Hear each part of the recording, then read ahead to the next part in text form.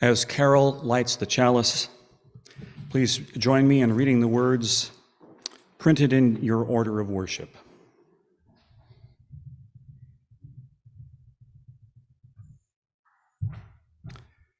May the light of this flame illuminate our minds. May the heat of this flame warm our hearts. May the focus of this flame bind us together in one loving community.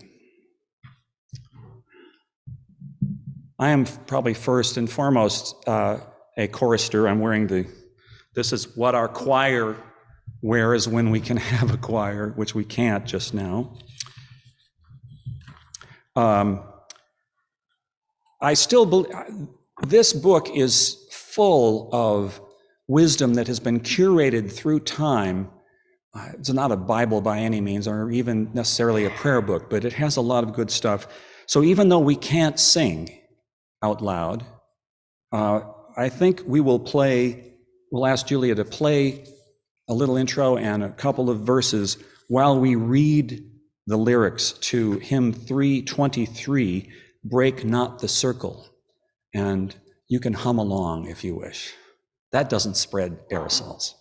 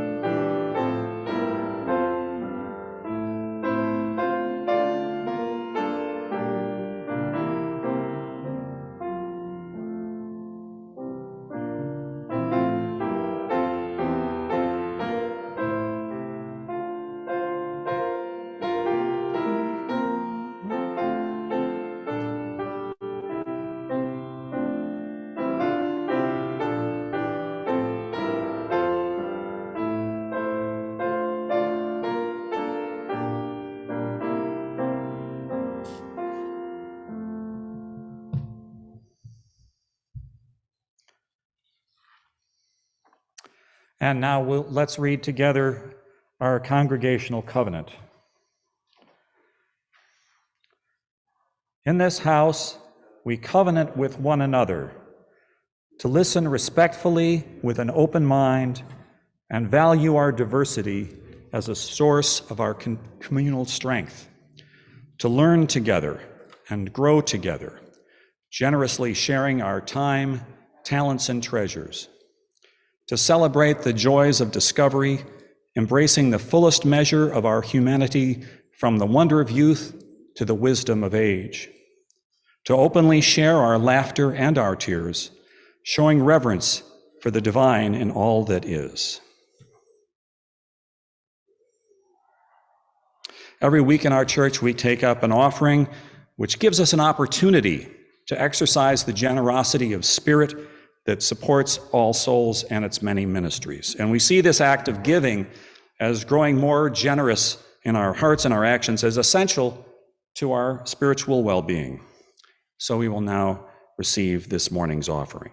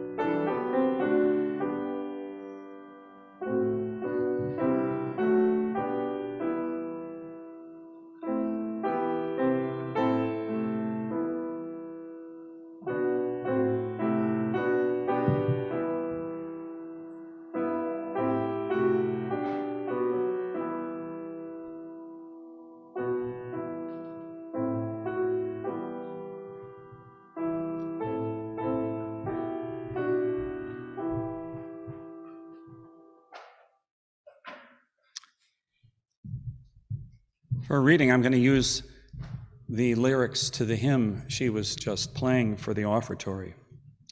No matter if you live now far or near, no matter what your weakness or your strength, there isn't one alive we count outside. May deeper joy for all now come at length. May deeper joy for all come at length. Let none among us lie or self-deceive, nor cultivate a hatred all or part. May never one of us live by our outrage, nor wish another injury of heart. Just as the goodly mother will protect her children, e'en at the risk of her own life, so may we nurture an old mindfulness, a boundless heart beyond all fear and strife. Sutta Napata wrote those words, and it's an old Indian song.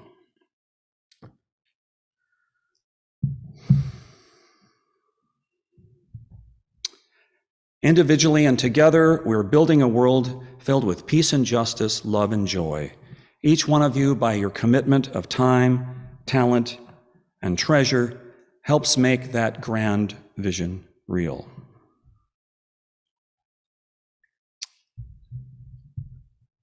Psychotherapist Guy Winch notes that many of his patients have problems directly confronting the people or things that trouble them. When is it time to speak up? And when is it best to hold your tongue? Finding the right method, time, and place to air your grievances, to be the squeaky wheel, is crucial for your emotional health and for organizational health. But it also depends on the culture you're in. There's a scene in the show Ted Lasso where the lead character is seeing a therapist to deal with some issues. And the therapist says to him, "Ted, the truth will set you free, but first it will piss you off. I can't be your mentor without occasionally being your tormentor." That's a little hard for us to accept. We'd like every interaction to be positive, to have no conflict in our lives, to always be nice and have others be nice to us. But sometimes in any real relationship, you need to hear an uncomfortable truth, and that truth might piss you off. We all know that negativity is toxic for relationships. If your relationship doesn't have enough positive interactions to outweigh those moments of truth, you're heading for a breakup. Relationship research says that couples need at least 5 compliments or pats on the back or other things for each complaint or disagreement. But that same research says that if you're too nice, if you never disagree with your partner, that doesn't bode well for the relationship either, because it gets boring. Being nice all the time may be the reason why that character, Ted Lasso, his wife divorced him before he came to Britain. The Canadian psychology professor Jordan Peterson said in a lecture to his class that a relationship is any relationship that's nothing but compliments and bliss, with 100 positive strokes to every negative one, isn't, in fact, a relationship that's likely to last. Total bliss isn't what you want, as it turns out. It's more like you want someone to contend with. You don't want a pushover. If you go out with somebody and they worship you, they dote on your every word, and there's nothing but positive feedback coming from them, you might lose respect for them and wander off and find someone who's more interesting. Yes, you want to agree more than you disagree, but you want the person you're with to challenge you so that not only can you coexist peaceably in the same space day to day, but you also want there to be just enough tension in the relationship so that you're both involved in a process of mutual transformation. Transformation, that's what my last sermon here was about. And in that I gave 4 reasons why young people might benefit from attending a liberal church. But I also ended with a warning for newcomers that UUs might be a little prickly. We're not all nicey all the time. And what Dr. Peterson said applies. Yes, positive interactions need to outweigh negative ones vastly, outnumber. But if we're in the business of mutual transformation, we will hear things that we disagree with or perhaps are even hurt by. That's true in our personal relationships, and I believe it's true of our national relationship as well. Now, I hasten to add that there is no need to go looking for negative things or disagreements. By nature, we human beings are so much more aware of the negative than the positive that a little bit goes a long, long way. And so we repress, we say in our inner dialogue, keep it to yourself, don't make waves, let it blow over, don't rock the boat, let's avoid confrontation. And in our Western Protestant waspy culture, that's a pretty common attitude. There's an old saying, it's a poem actually from the 19th century, that goes something like this. He said, "I hate to be a kicker, for it doesn't make for peace. But the wheel that squeaks the loudest is the wheel that gets the grease." And the first line of that poem is usually forgotten. I hate to be a kicker because it doesn't make for peace.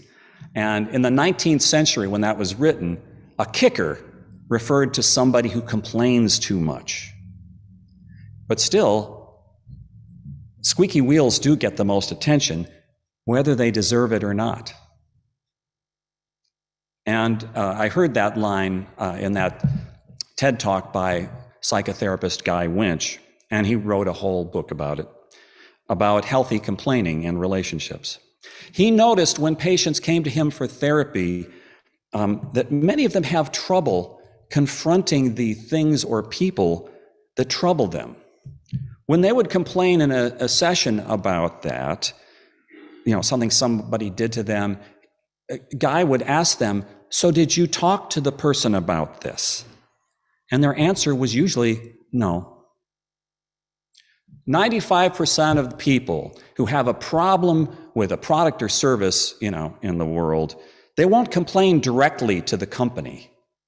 But they will tell 15 of their friends and acquaintances of their dissatisfaction. And this complaining to people who can't do anything about the problem does a couple of things, according to Dr. Winch. It doesn't help the company improve its service or product. It doesn't fix your problem. And each time you tell your friends about the problem, it reinforces in you all your frustration. You should either drop it or deal with it. If we just complain and hold on to our grudge, we just make ourselves more unhappy. So, letting loose or bottling up. Of course, there are many situations where letting loose is inappropriate. And that depends on the context. Consider if you walked into Downton Abbey in 1910 versus walking into a deli in New York today. They have very different ideas about how outspoken is polite. And I have some experience with this. For 7 years, I was an American employee of a Japanese company. And the Japanese have a saying that's the opposite of the squeaky wheel. They say, "The nail that sticks up gets hammered down." And there's this concept of wa, or harmony, in Japan. It also means unity, conformity. And we Americans would be in Tokyo at a business meeting with our counterparts. If there were any disagreements, they were so papered over and suppressed, it was hard for us to figure out what yes meant. Sometimes it meant, yes, we'll build that product. Other times, yes, we heard what you say, but no. It's very easy for Americans to be offensive to Japanese. Now, when we repress our critiques or complaints, that kind of repression can lead to some surprises. The person you thought you had a good relationship with suddenly walks out. You don't know why. There's passive-aggressive behavior as the result of a lot of this. Now, as opposed to the Japanese, there are plenty of cultures that thrive on open expressions of feelings, and they're not afraid of a little controversy. I am bold to relate some experiences with some high school girlfriends. I grew up in an upper-class, waspy suburb of Chicago that was, restrained. And some of my WASP girlfriends were always nice. They never complained or asked me to change or anything like that. And I thought, wow, we're doing great. She really likes me. Then one day, I'd find a note on my locker saying that she was breaking up with me. Now, on the other hand, I had a couple of Jewish girlfriends who could be very outspoken with me. They'd critique what I was doing, what I was wearing, and I'd go home figuring, oh, she doesn't like me. This relationship is over. And the next day, she'd show up in the hall as if nothing had happened and say, hey, let's go out on Friday. And my culture was like, really? Those relationships actually wound up lasting much longer, and some of them became lifelong friendships. Now, I'm not trying to reinforce a stereotype here. Every group has a wide range of behavior, but culturally and theologically, Judaism is built on a culture of honesty, and criticism is good. I heard it said once, you listen to a priest, but you debate with your rabbi. And that's healthier in the long run. Now, when you're at a restaurant at the end of the meal and the waiter comes up to you and says, was everything all right? Do you say, no, the soup wasn't very hot and the sweet and sour chicken was way too sweet? Or do you say, oh, it was fine, like I almost always do? Different people have different opinions about that. I mean, is this a social ritual where the waiter is just asking, going through a ritual, or is he asking for legitimate feedback? And are we being selfish by complaining, or are we being dishonest by not complaining? But whether you're in a relationship or a restaurant, if you don't complain directly, you're probably making the problem worse instead of better. The psychiatrist David Viscott used to say, when you're hurt, you have to tell the person who hurt you that they hurt you at the time they hurt you. If someone steps on your toe on a Saturday and you see them a week later, you're gruff and angry and say, you're always stepping on my toes. They may not even remember that they stepped on your toe, and they can't do anything about it. Tell the people who hurt you that they hurt you at the time they hurt you. This is called bearing witness to the truth, to your truth. Unexpressed hurts pile up in your psyche, and also in our collective consciousness. Now, this is good advice, generally speaking, but it's more complicated than the self-help books let on. Now, online, because you're usually anonymous, you usually don't repress your criticism that much. You can give a 1-star review to a product, you can flame somebody on Twitter, you can put thumbs down on a YouTube video. Please don't do that. You waste time on Facebook putting down political statements that appeared in your newsfeed from someone you don't know, but you don't send a letter to your congressperson. This is as productive as shouting at the rain. You reinforce the connections in your mind about how bad things are each time you complain, not to a person who can actually correct it, but to people who can't.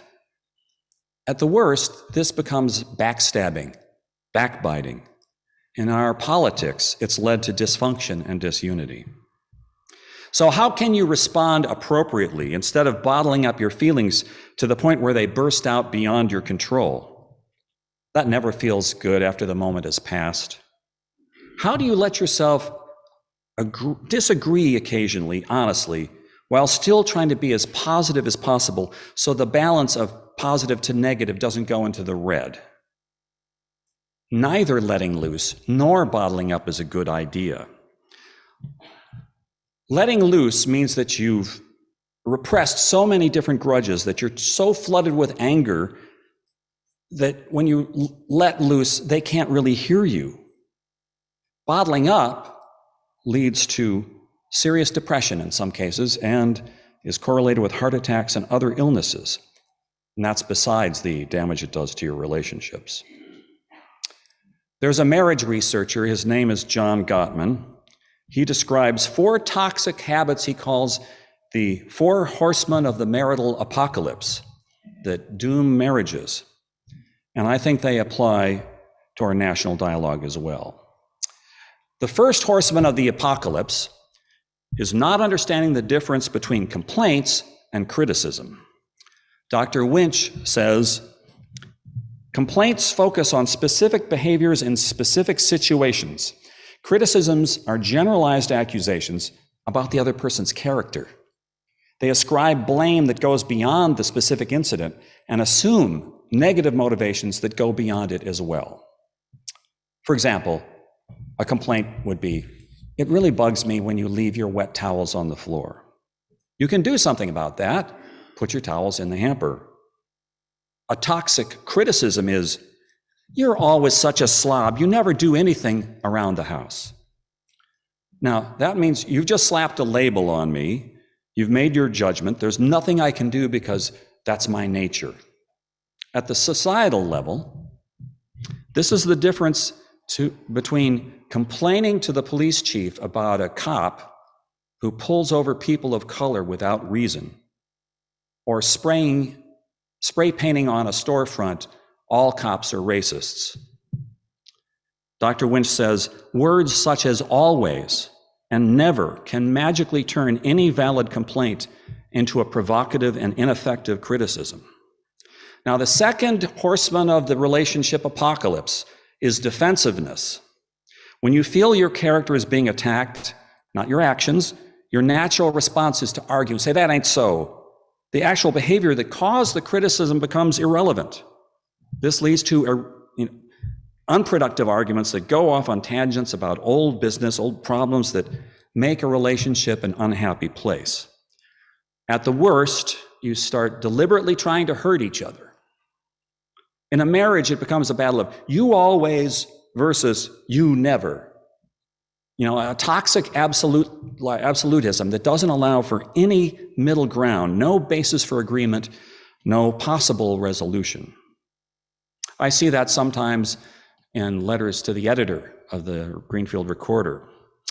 One writer will accuse Democrats of wanting to have totally open borders with no control of immigration at all. A few days later, another writer complains that all Republicans are white supremacists. They want this, they want that, without any nuance or attempt to see any value in the other side's position, taking the least charitable view of every word they say. Now, at a certain point, criticism and defensiveness lead to the third horseman, withdrawal and disengagement. Dr. Winch describes a therapy session where husband and wife came in, and the wife was really giving it to her husband. But the husband didn't respond. He didn't object. He had nothing to say. And to Dr. Winch, that was a real warning sign. It means that husband had checked out. He had started a mental exit from the marriage already. He says this, "Complaining to the point that our partner shut down is a seriously ineffective way of stating our dissatisfactions and can place our entire relationship at risk. If our spouse turns away as we complain, seems disengaged or withdrawn, the most effective thing we can do is stop complaining. Until our partner has the space and time to regroup, nothing further we say will be effective. Frustrating as it is, we need to say something like, 'You seem a little quiet or overwhelmed. Let's take a break if you're willing to continue this later.'" The parallels with our national dialogue are disquieting. The polarization fed by ideological news channels and online trolls has led to both liberals and conservatives considering divorce. In a poll, 66% of Southern Republicans favor leaving the United States. Maybe that's not a surprise to some of us, but it was a surprise to me that in that same poll, almost half of West Coast Democrats would also be willing to secede. We're all Americans, aren't we? Now, possibly the people who answered that poll were basically signaling their cultural identity, their group loyalty, and they weren't seriously considering turning the clock back to 1861. But the more I read, the more I think that both sides of our national debate are responding to the fourth horseman, contempt. In a marriage, once you don't just disagree with your partner, you have contempt for them, it's all but lost. If you can't have compassion for the way your partner feels, if they're emotionally distressed and you don't give a damn, therapy isn't likely to change that. To quote Dr. Winch again, we all have moments of deep frustration in which anger causes us to lose touch with our compassion for a loved one. However, if we want to preserve our relationships, we have to engage our emotion regulation strategies to cool our heads and refill our hearts with empathy, to bring our anger down to manageable levels. Our national climate at the moment is neither cool-headed nor empathetic. Myself, I find it hard to feel empathy for people who actively deny that COVID is real, who make up stories about tracking chips and vaccines. For both sides, how can they not feel anger and outrage if you believe that the other side is going to destroy America, destroy democracy, or you won't have a country if they win? So let's watch out for the four horsemen of criticism, defensiveness, disengagement, and contempt. When complaints, legitimate complaints, aren't heard, they become criticism. When criticism isn't tempered with positive regard and a respect for the inherent worth and dignity of every person, it leads to defensiveness. At that point, continued attacks won't do any good. They'll simply lead to disengagement, withdrawal, and finally to contempt. Finding something nice to say or do to keep the scales tipped towards the positive is a spiritual practice. Recognizing our own emotional debts and not letting them build up to a critical mass, but letting them out appropriately is a mental health practice. Whether it's in your family or a congregation or your town, your nation, or the world, the basic principle of bearing witness to truth without descending into labeling applies. Part of our job as religious liberals is to exemplify healthy interactions, to resist being caught up in the tide towards contempt. As Pete Seeger adapted the words from the book of Ecclesiastes, to everything there is a season, and a time to every purpose under heaven, a time of love, a time for hate, a time for peace. I swear it's not too late. Let's hope so.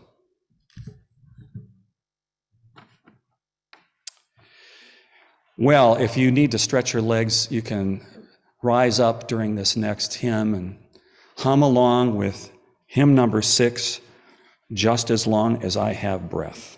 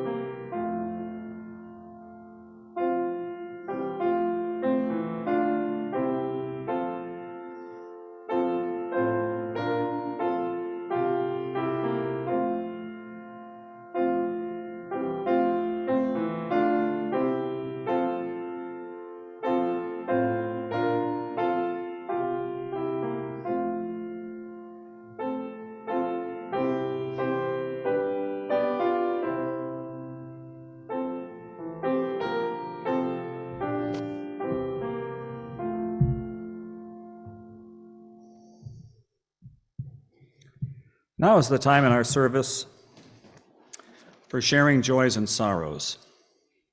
If you have a sorrow that needs the help of this community to carry, or a joy so great that it will lift all of our hearts, now is the time. You may share with the congregation. We'll hold a microphone for you on a pole. Avoid touching the microphone if possible. Please leave your mask on. I know it's not great. Are we set up to do, we are set up to do candles at the side of the sanctuary if you'd like to go over there and have a silent joy or concern. If you do, please remember to stay 6 feet apart in the aisle if you do. Remember, this is not a time for personal or political announcements. We care for each other by being true to the purpose of this time, and we also care for each other by our brevity. So please be brief.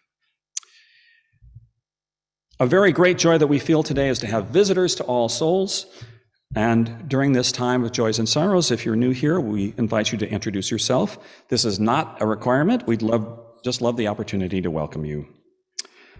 So now is our time for welcoming visitors and sharing joys and sorrows. Let me get the microphone out here. And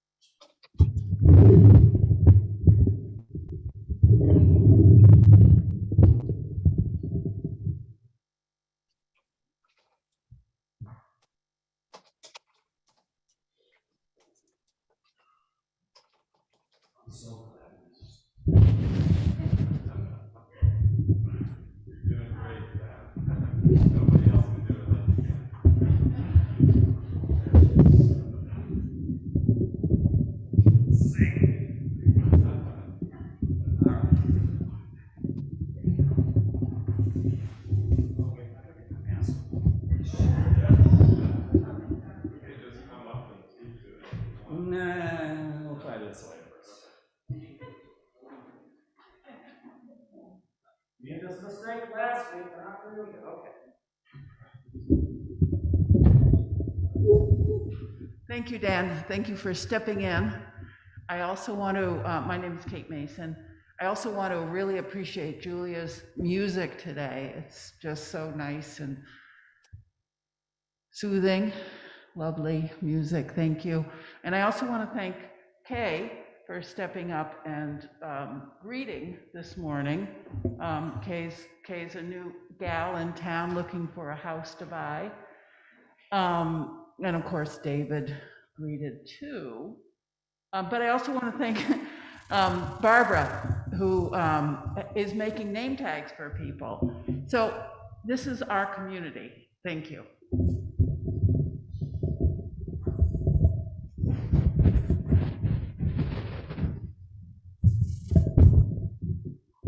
Hi, my name is Andrew Baker, and I just wanted to share my joy of always getting a chance to hear Dan preach, and it's a wonderful opportunity. And I just wanted to share with you, this is kind of a chuckle as well as a joy, of Just As Long As I Have Breath is actually a hymn that Andrea and I always get a chuckle out of every time we read it, because it goes right to what you were saying about passive aggression. That the third verse here, which we did not play through, disappointment pierced me through, still I kept on loving you. If you read it a certain way, it sounds very passive aggressive. And Andrea and I always use that line with each other every now and then to get a laugh.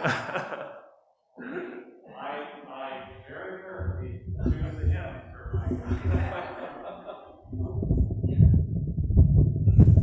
It's like we're French medical center.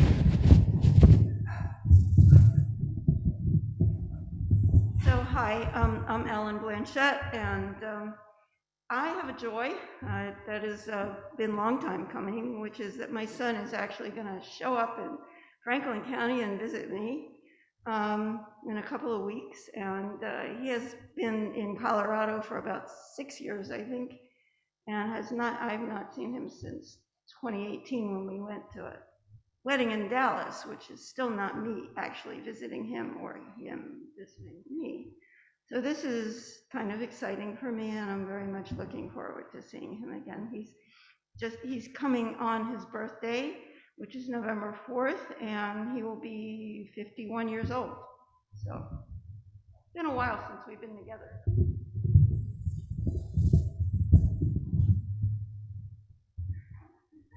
Maybe I should just put this over.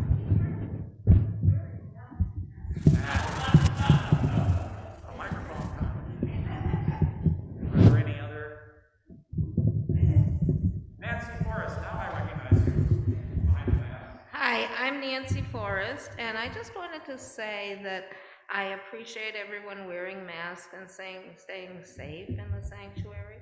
My daughter was sick for the past week, and she has a 6-year-old and a 3-year-old.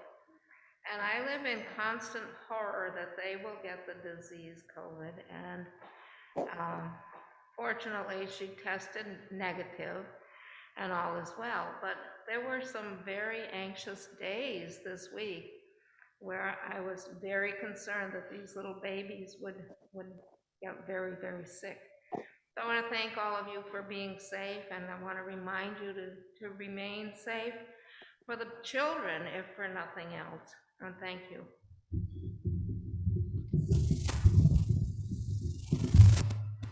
Not that short.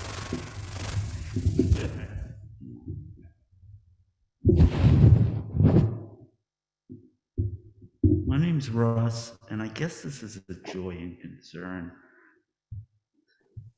Thursday, I went to an indoor concert. We all had to have been vaccinated and have documented proof to show, which I did. And because I'm so accustomed to wearing a mask indoors in public, I was pretty darn shocked when, after I showed my card, I didn't have to wear one. And I didn't for the rest of the evening, and I felt like I was like at a speakeasy, or there was this Monty Python routine where these people gathered together who like to dress as mice. It's strange, but I was glad. It was a joy to be there. It was a joy to be able to see people's faces and so forth. Yet right after the show ended, when I went over to thank the performer, we had to have our masks on. It was life. Thanks.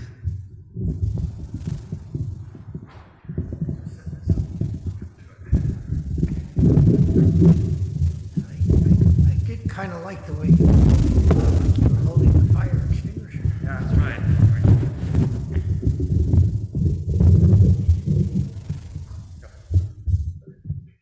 I'm Rob Peck, and I want to light, please, this candle of sorrow. A dear friend of mine, Monique, continues to have so many afflictions and setbacks, and I just send out love and support to her to keep going. I also want to light a candle of joy, because I could have said the exact same things about my daughter, who in the middle of the pandemic got fired from her job and has finally crawled out enough from the dark hole of depression to be seeking employment again. And naturally, they wanted to know about her past job, so she very bravely met with her boss, and her boss said that she made some poor choices during that time because of the pandemic, and that not only was Jazz not terminated, but that if she needed a reference, she'd be glad to serve as a reference. Candle of joy.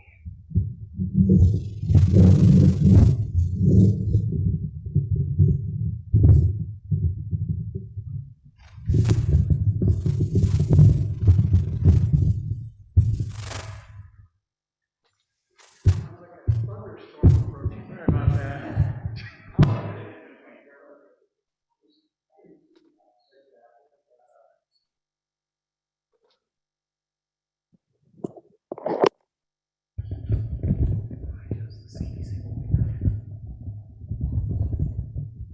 Bill Ashley. On Wednesday, I'm going to be driving to North Carolina to attend a wedding with relatives.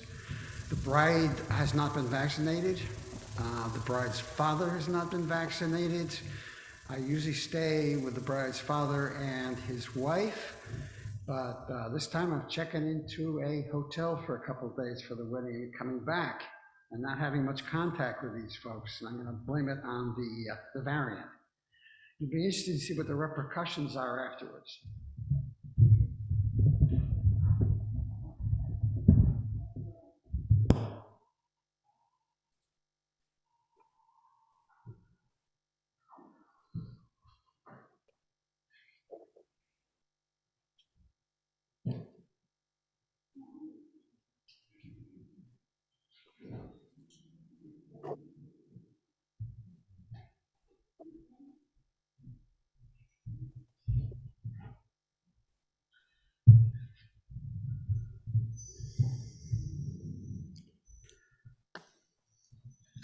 I now invite us into a time of silent reflection.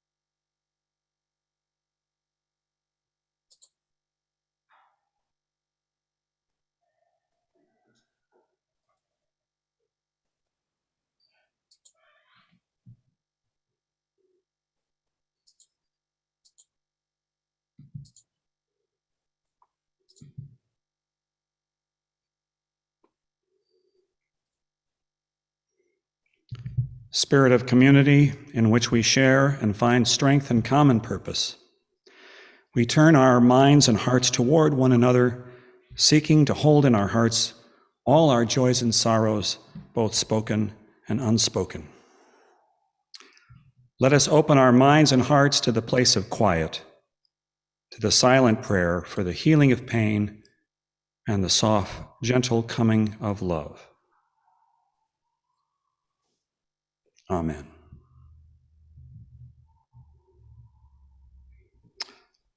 And now we'll have to hum Prayer to Friends, which you should find as an insert, separate piece of paper in the front of your hymnal. You know, sometimes when you sing, you don't really get the words. You're so concentrated on singing that you don't read them. So this might be a good thing for us.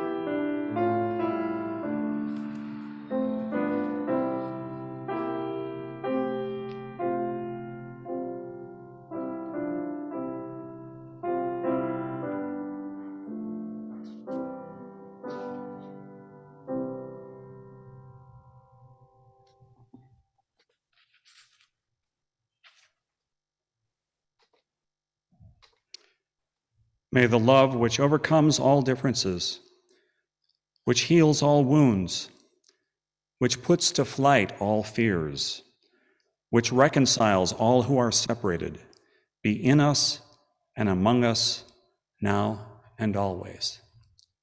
Thank you for your kind attention this morning. I appreciate it.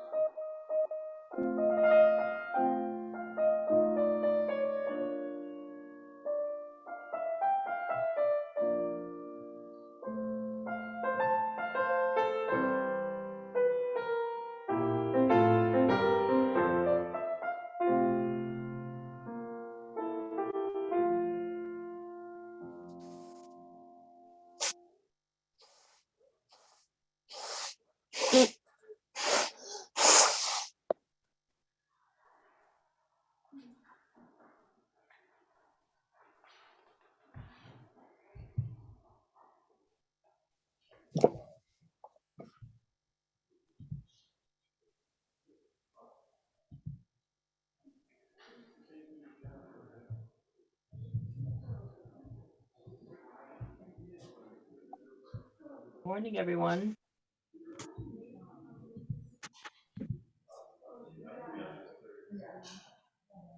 Good morning to you too. Thank you.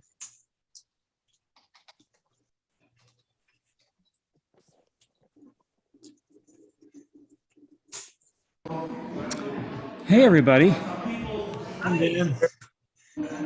Good job. Thanks for coming, for joining us. Lori, thanks for coming in from Washington. Thank you, Julia. Thank you, Dan, for doing all the audio and video and speaking. It was wonderful.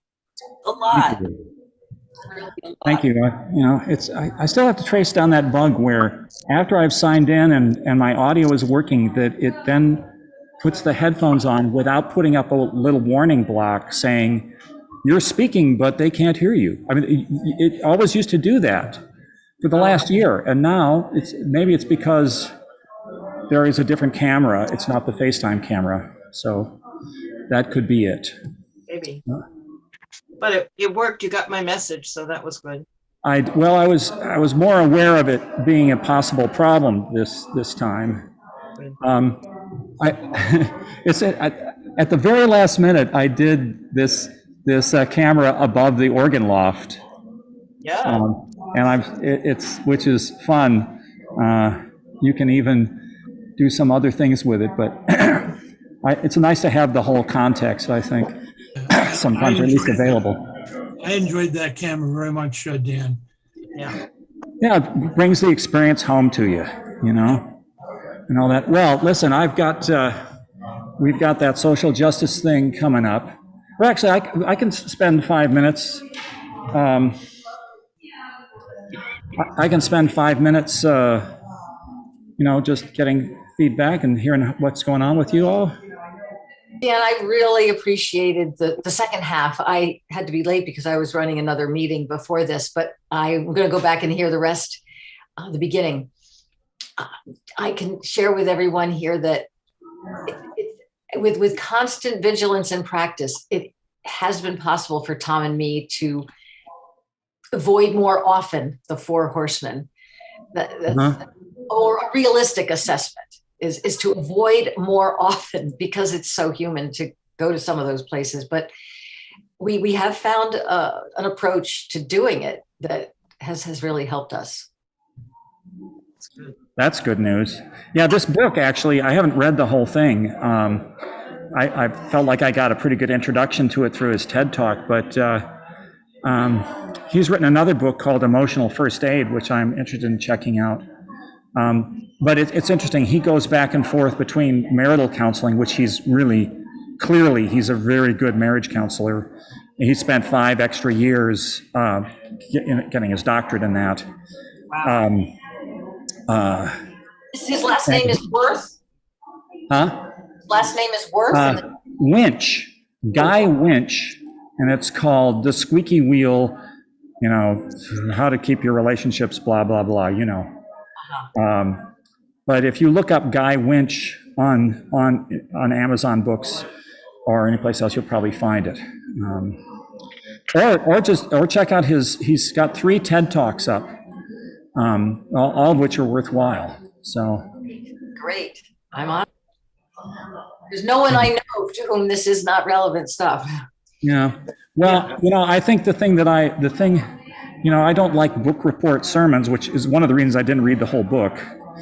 But the four horsemen idea is actually not his. It's from the leading research on marital counseling. But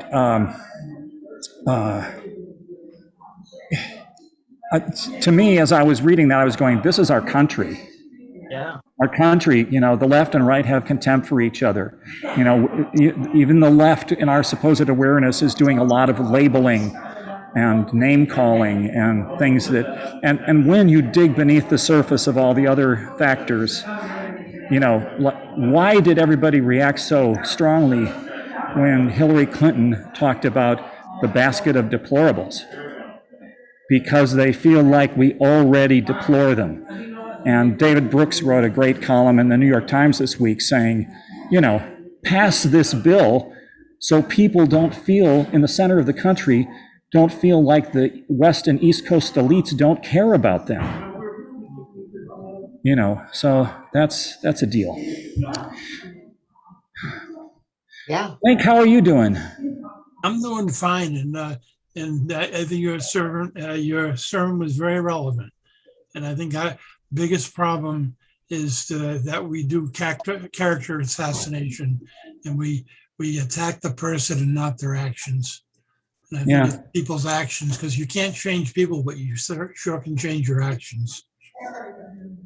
That's a key, and in child rearing, he has an interesting chapter about how to talk to your teenager. The teenagers check out. He calls it, it's like a withdrawal complex. It's a great story about a family that came into therapy. What's wrong with our son? And, as they're walking in, the father is criticizing the son, has like 8 criticisms before they even sit down. So it's interesting and again, I think that the hope that I have is because there are people like this, different psychologists and therapists and things, who are increasing our actual scientific knowledge of how human beings relate to each other, what I call humanology versus technology. And that's a key thing. Anyway, I see that things are progressing here. I'd better get going. But thank you so much. You're welcome, Gary. It's thought-provoking as always. Yes. It will be on YouTube soon? It's already on YouTube. Woohoo! In fact, I have to end YouTube before I leave here. I have to say live on YouTube, no more. So our discussion is on YouTube too. So great. just go to the Franklin County